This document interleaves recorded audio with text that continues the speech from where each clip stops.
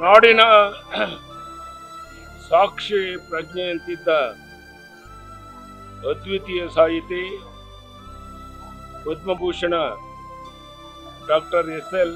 ಭೈರಪ್ಪನವರು ವಿಧಿವಶರಾಗಿದ್ದು, ಅಂತ ಹಿರಿಯ ಸಾಹಿತಿಯನ್ನು ಕಳೆದುಕೊಂಡು ಕನ್ನಡ ನಾಡು ನುಡಿ ಅನಾಥವಾಗಿದೆ. ಕನ್ನಡ ಸಾರಸ್ವತ ಲೋಕಕ್ಕೆ ಮೊದಲ ಸರಸ್ವತಿ ಸಮ್ಮಾನ್ ಗೌರವವನ್ನು ತಂದುಕೊಟ್ಟ ದಿಗ್ಗಜ ಸಾಹಿತಿ ಡಾಕ್ಟರ್ ಭೈರಪ್ಪನವರು ಕನ್ನಡ ಸಾಹಿತ್ಯವನ್ನು ರಾಷ್ಟ್ರೀಯ ಮಟ್ಟದಲ್ಲಿ ಎತ್ತಿದ ಧೀಮಂತರು. ದೇಶ ವಿದೇಶಗಳಲ್ಲಿ ಅಭಿಮಾನಿಗಳ ಸಾಹಿತ್ಯಾಸಕ್ತರ ನೆಚ್ಚಿನ ಸಾಹಿತಿಗಳಾಗಿದ್ದ ಭೈರಪ್ಪ ನಮ್ಮ ಸಮಕಾಲೀನ ಸಾಧಕ ಶ್ರೇಷ್ಠರು ಎನ್ನುವುದರಲ್ಲಿ ಕಿಂಚಿತ್ತೂ ಸಂಶಯ ಇಲ್ಲ. ಆ ದಿವ್ಯ ಸಾರಸ್ವತ ಚೇತನಕ್ಕೆ ದೇವರು ಸದ್ಗತಿಯನ್ನು ಕರುಣಿಸಲಿ ಎಂದು ಪ್ರಾರ್ಥಿಸುತ್ತೇನೆ. ಡಾಕ್ಟರ್ ಭೈರಪ್ಪನವರು ತಮ್ಮ ಅಗಾಧ ಪಾಂಡಿತ್ಯ ಪೂರ್ವ ಕೃತಿಗಳ ಮೂಲಕ ಭಾರತೀಯ ಸಂಸ್ಕೃತಿ, ಇತಿಹಾಸ, ತತ್ವಶಾಸ್ತ್ರ ಮತ್ತು ಮಾನವ ಸಂಬಂಧಗಳನ್ನು ಅತ್ಯಂತ ಆಳವಾಗಿ ವಿಶ್ಲೇಷಿಸಿದ್ದಾರೆ. ಅತ್ಯಂತ ಅಪೂರ್ವ ಜನಪ್ರಿಯ ಕೃತಿಗಳನ್ನು ರಚಿಸಿ ನಾಡಿನ ಸಾರಸ್ವತ ಪ್ರಪಂಚವನ್ನು ಧೀಮಂತಗೊಳಿಸಿದ್ದಾರೆ. ವರಸ ವಂಶವೃಕ್ಷ, ಪರ್ವ, ಸಾರ್ಥ, ಆವರಣದಂತಹ ಕೃತಿಗಳು ಕನ್ನಡ ಸಾರಸ್ವತ ಲೋಕವನ್ನು ಶ್ರೀಮಂತಗೊಳಿಸಿದೆ. ಕನ್ನಡ ಸಾಹಿತ್ಯಕ್ಕೆ ಹೊಸ ದಿಕ್ಕನ್ನೇ ನೀಡಿವೆ. ಹೊಸ ಓದುಗರನ್ನು ಸೃಷ್ಟಿಸಿವೆ. ಪದ್ಮಶ್ರೀ, ಪದ್ಮಭೂಷಣ, ಸರಸ್ವತಿ ಸನ್ಮಾನ್ ಸೇರಿದಂತೆ ಹಲವಾರು ಪ್ರಶಸ್ತಿಗಳನ್ನು ಪಡೆದ ಭೈರಪ್ಪನವರು ಭೌತಿಕವಾಗಿ ನಮ್ಮನ್ನು ಅಗಲಿದ್ದರೂ ಅವರ ಮಹೋನ್ನತಗಳ ಕೃತಿಗಳ ಮೂಲಕ ಅಮರರಾಗಿದ್ದಾರೆ. ಅವರ ಕುಟುಂಬದವರಿಗೆ, ಅಪಾರ ಅಭಿಮಾನಿಗಳಿಗೆ ಆ ಮೇರು ವ್ಯಕ್ತಿತ್ವದ ಅಗಲಿಕೆಯ ದುಃಖವನ್ನು ಭರಿಸುವ ಶಕ್ತಿಯನ್ನು ದೇವರು ಕರುಣಿಸಲಿ ಎಂದು ಪ್ರಾರ್ಥಿಸುತ್ತೇನೆ. ಓಂ ಶಾಂತಿ. ನಮಸ್ಕಾರ. ಧನ್ಯವಾದ. ಕನ್ನಡ ನಾಡಿನ ಸಾಹಿತ್ಯ ಲೋಕ ಇವತ್ತು ಕರ್ನಾಟಕ ಕಂಡಂಥ, ಭಾರತ ಕಂಡಂಥ ಒಬ್ಬ ಸಾಹಿತ್ಯ ಕ್ಷೇತ್ರವನ್ನು, ಕನ್ನಡ ಸಾಹಿತ್ಯ ಕ್ಷೇತ್ರವನ್ನು ರಾಷ್ಟ್ರ ಮಟ್ಟಕ್ಕೆ, ಅಂತಾರಾಷ್ಟ್ರ ಮಟ್ಟಕ್ಕೆ ಕೊಂಡೊಯ್ದಂಥ ಮಹಾಚೇತನವನ್ನು ಇವತ್ತು ನಾವು ಕಳ್ಕೊಂಡಿದ್ದೀವಿ.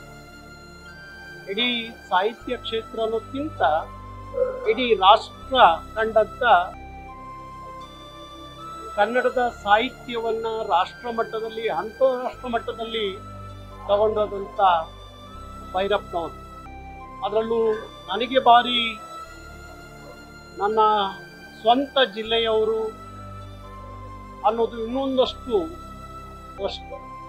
ಹಿರಿಮೆ ಮತ್ತು ಗರಿಮೆ ಅಂತ ಹೇಳಿ ಭಾವಿಸ್ತೀನಿ. ಕನ್ನಡ ಸಾಹಿತ್ಯ ಲೋಕ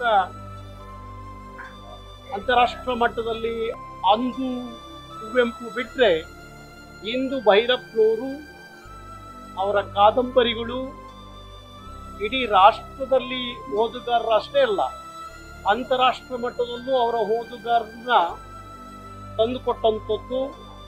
ಕನ್ನಡ ಸಾಹಿತ್ಯ ಲೋಕ ಇಷ್ಟೊಂದು ಶ್ರೀಮಂತವಾಗಿದೆ ಅಂತ ಹೇಳಿ ಪ್ರಪಂಚಕ್ಕೆ ತೋರಿಸ್ಕೊಟ್ಟಂಥವರು ಭೈರಪ್ಪನವರು.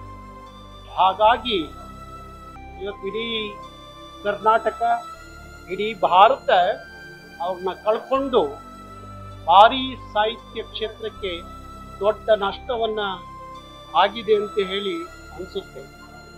ಹಾಗಾಗಿ ಇಡೀ ಕನ್ನಡಿಗರ ಎಂದೆಂದಿಗೂ ಮರೆಯಲಾರದಂಥ ಕನ್ನಡದ ಮಹಾಭೀಷ್ಮನನ್ನು ನಾವು ಕಳ್ಕೊಂಡಿದ್ದೀವಿ ಅಂತ ಅನಿಸ್ತಾ ಇದೆ. ಅವರ ಕುಟುಂಬಕ್ಕೆ ಕನ್ನಡ ರಾಜರಾಜೇಶ್ವರಿ ಒಳ್ಳೇದು ಮಾಡಲಿ, ಆ ದುಃಖವನ್ನು ಭರಿಸುವಂಥ ಶಕ್ತಿ ಕೊಡಲಿ ಅಂತ ಹೇಳಿ ಕನ್ನಡ ರಾಜರಾಜೇಶ್ವರಿಯಲ್ಲಿ ಪ್ರಾರ್ಥನೆ ಮಾಡ್ತೀನಿ. ಸರಸ್ವತಿಯ ಪುತ್ರ, ಪದ್ಮಶ್ರೀ, ಪದ್ಮಭೂಷಣ ಅಂತ ರಾಷ್ಟ್ರ ಮಟ್ಟದ ಪ್ರಶಸ್ತಿಗಳನ್ನು ಕನ್ನಡಕ್ಕೆ ತಂದುಕೊಟ್ಟಂಥ ಆ ಮಹಾಚೇತನಿಗೆ ವಂದಿಸ್ತೀನಿ. ನಮಸ್ಕಾರ. ಎಸ್.ಎಲ್. ಭೈರಪ್ಪನವರು ನಿನ್ನೆ ನಿಧನವಾದಂಥ ಸುದ್ದಿಯನ್ನು ಕೇಳಿ ತುಂಬ ಆಘಾತ. ನಮ್ಮ ನಾಡಿನ ಒಬ್ಬ ಶ್ರೇಷ್ಠ ಕವಿ, ಬಹಳ ನೇರ ನಿಷ್ಠುರವಾಗಿ ಬರಿತಾ ಇದ್ದಂಥವರು. ಅವರು ಬರೆದಂಥ ಕೃತಿಗಳಿಗೆ ಇವತ್ತು ರಾಷ್ಟ್ರಪತಿ ರಾಜ್ಯ ಪ್ರಶಸ್ತಿ ಕೊಟ್ಟಿದ್ದಾರೆ. ಹಲವಾರು ಅವರ ಕಾದಂಬರಿಗಳು ಸಿನಿಮಾಗಳಾಗಿದೆ. ಅವರ ಬರವಣಿಗೆ ಬಹಳ ವಿಶೇಷವಾಗಿತ್ತು. ಅವರು ಬರೆದಂಥ ಕಥೆಗಳ ಕಾದಂಬರಿಗಳನ್ನು ಓದ್ತಾ ಹೋದಂಥ ಸಂದರ್ಭದಲ್ಲಿ ಅವು ನಮ್ಮ ಕಣ್ಣು ಮುಂದೆನೇ ಆ ಚಿತ್ರ ಸನ್ನಿವೇಶಗಳು ಕೊಟ್ಟಂಥ ಸನ್ನಿವೇಶಗಳು ಎದುರಾಗ್ತವೆ. ಒಬ್ಬ ಅದ್ಭುತವಾದಂಥ ಒಬ್ಬ ಕವಿಯನ್ನು ಕಳ್ಕೊಂಡು ಕನ್ನಡ ನಾಡು, ಕನ್ನಡ ನಾಡಿನ ಸಾಹಿತ್ಯ ಬಡವಾಗಿದೆ ಅಂತೇಳಿ ಭಾವಿಸ್ತೇವೆ. ಭಗವಂತ ಅವರ ಆತ್ಮಕ್ಕೆ ಶಾಂತಿಯನ್ನು ಕೊಡಲಿ ಹಾಗೂ ಅವರ ಕುಟುಂಬ ವರ್ಗದವರಿಗೆ ಅವರ ಅಗಲಿಕೆಯ ನೋವನ್ನು ಕರ್ಕೊಳ್ಳುವಂಥ ಶಕ್ತಿಯನ್ನು ಭಗವಂತ ಕೊಡಲಿ ಅಂತೇಳಿ ಭಗವಂತನಿಗೆ ಪ್ರಾರ್ಥಿಸ್ತಾರೆ. ಎಸ್.ಎಲ್. ಭೈರಪ್ಪ ಅವರ ಕಟ್ಟ ಅಭಿಮಾನಿ ಮತ್ತು ನಾನು ಕನ್ನಡ ಮೇಜರ್ ತಗೊಳ್ಳೋಂಥ ವಿದ್ಯಾರ್ಥಿನಿ ನಾನು. ಮತ್ತೆ ಕನ್ನಡ ಇದರೊಳಗೆ ಅವರ ಎಲ್ಲ ಕಾದಂಬರಿ ಫಸ್ಟ್ ಅಚ್ಚುಮೆಚ್ಚುವಾದ ಕಾದಂಬರಿ ನನಗೆ ದಾಟು, ಗೃಹಭಂಗ, ಮತದಾನ, ಅನ್ವೇಷಣೆ ಎಲ್ಲವನ್ನು ನಾನು ಸ್ವಂತ ಅವಾಗಲೇ ಓದ್ದಳು. ಅವ್ರ ಜೊತೆಗೆ ಸಾಗದಂಥ ಕವಿ ಇವನ್ನಿಲ್ಲ ಅಂತ ಕೇಳಿದಾಗ ನನ್ನ ಮನಸ್ಸಿಗೆ ತುಂಬ ಆಘಾತ ಆಯಿತು.